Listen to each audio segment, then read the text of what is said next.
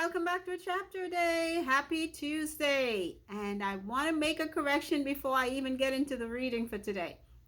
Yesterday I said we were going to be reading 2nd Chronicles chapter 13. That was an error. I should have said chapter 12. And that's what I read. That's what I listed on the YouTube channel. But for some reason, I thought it would have been 13. Today, we'll be reading 2nd Chronicles chapter 13. So yesterday we saw the confusion between Rehoboam and Jeroboam. We saw that because of Rehoboam's idolatry, causing the people to idolatrize again, that God caused their enemies to come up against them. So the king of Egypt sent in his armies and they cleaned out the house of Solomon. Oh my gosh. I mean, they must have gotten tired even and said, we're going to leave something back because it's just too much. That whole house was just overlaid in gold, or just gold from the beginning. Like it said, Solomon did not think silver was of any account. Okay. He didn't value silver. So everything was done in gold. And all of that was taken away. And Rehoboam still did not serve God, even after that. And he died, and his son Abijah is now the king. So let's see what happens in chapter 13. Now in the 18th year of King Jeroboam began Abijah to reign over Judah. He reigned 3 years in Jerusalem. His mother's name also was Micaiah, the daughter of Uriel of Gibeah. And there was war between Abijah and Jeroboam. And Abijah set the battle in array with an army of valiant men of war, even 400,000 chosen men. Jeroboam also set the battle in array against him with 800,000 chosen men, being mighty men of valor. And Abijah stood up upon Mount Zemaraim, which is in Mount Ephraim, and said, Hear me, thou Jeroboam, and all Israel. Ought ye not to know that the Lord God of Israel gave the kingdom over Israel to David forever, even to him and to his sons by a covenant of salt? So Abijah, Rehoboam's son, which is of the line of David, Solomon's grandson, is fighting against Jeroboam, who has the other 10 tribes of Israel, as God had prophesied. And he's telling him, don't you know that God said that these tribes belong to David? The kingdom belongs to David. Okay, verse 6. Yet Jeroboam, the son of Nebat, the servant of Solomon, the son of David, is risen up and has rebelled against his Lord. And there are gathered unto him vain men, the children of Belial, and have strengthened themselves against Rehoboam, the son of Solomon, when Rehoboam was young and tender-hearted, and could not withstand them. And now ye think to withstand the kingdom of the Lord in the hand of the sons of David, and you be a great multitude. And there are with you golden calves, which Jeroboam made you for gods. Have you not cast out the priests of the Lord, the sons of Aaron and the Levites, and have made you priests after the manner of the nations of other lands? So that whatsoever or whosoever cometh to consecrate himself with a young bullock and 7 rams, the same may be a priest of them that are no gods. But as for us, the Lord is our God, and we have not forsaken him. And the priests which minister unto the Lord are the sons of Aaron, and the Levites wait upon their business. So Abijah is telling Jeroboam, hey, we are following the Lord God. Y'all have idolatrized and are doing what is wrong. Y'all are not using the correct people in the priesthood. You are just not following God's way, and we are. Okay, verse 11.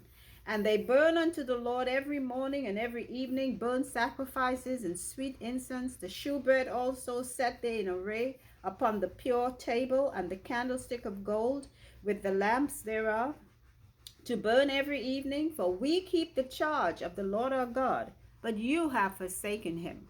And behold, God himself is with us for our captain, and his priests with sounding trumpets to cry alarm against you.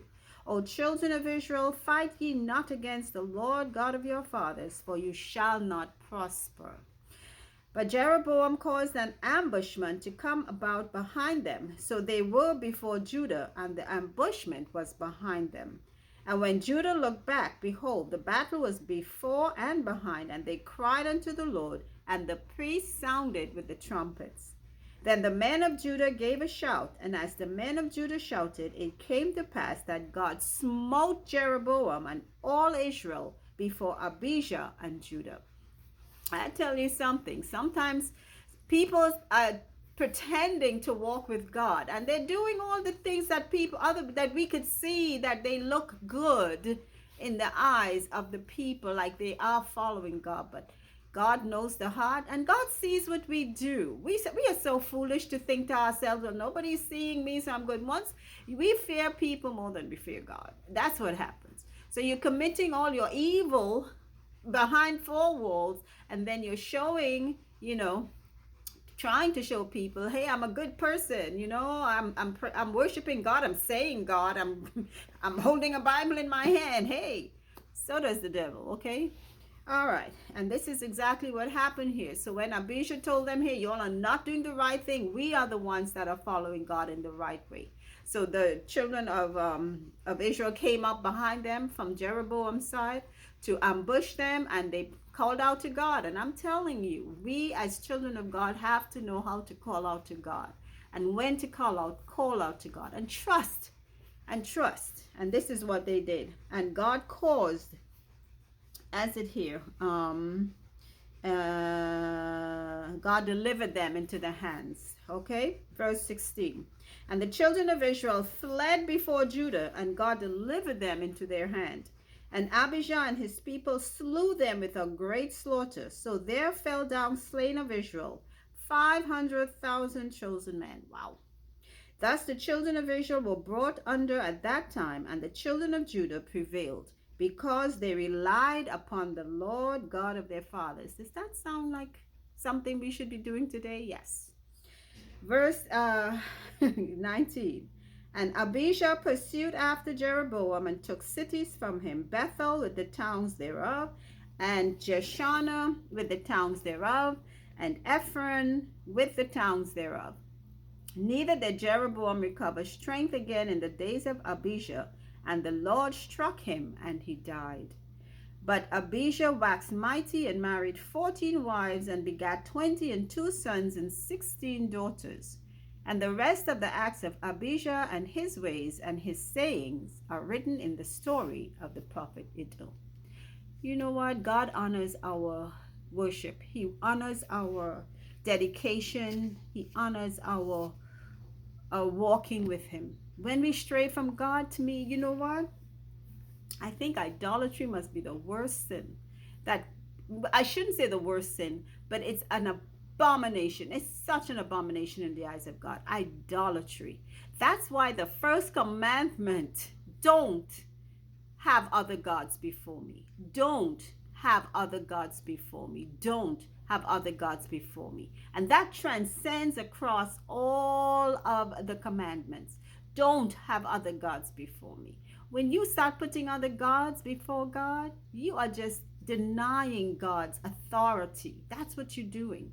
And then we want to walk boldly as if we are, in God's standing. We have to, let's be real. Let's be real. Okay? And by our fruits we shall be known.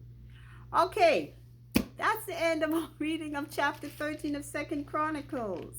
I pray that you all are getting some inspiration. These things are for our inspiration. Sometimes when we forget how God has led, not just us, but others, we can go back and see how he has led others. What he's done for others, he'll do for us.